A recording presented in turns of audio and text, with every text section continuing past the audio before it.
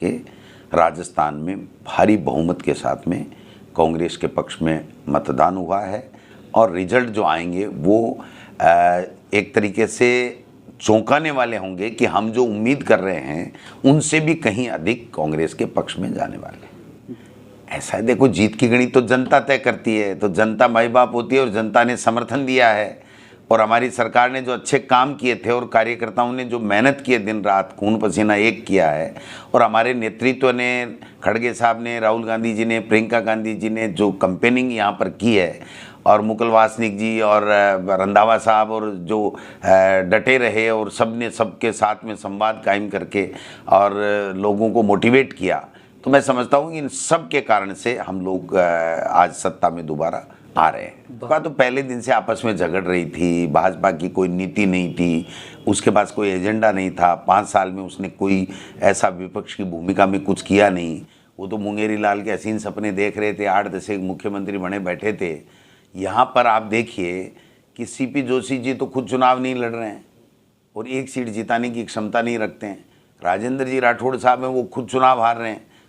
और यहाँ वसुंधरा राजे जी के साथ में जिस प्रकार से 5 साल इन्होंने किया, तो मैं समझता हूँ कि उनके नेतृत्व को आला कमान ही नहीं माना तो जनता कैसे मानती।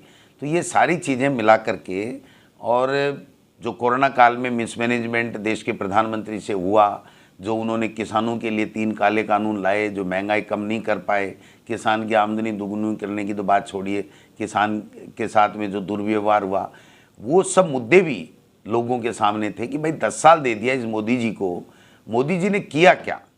एक दिन मीडिया में आके नहीं बताया कि हमारा ये विजन है, हम ये करेंगे, वो ये करेंगे।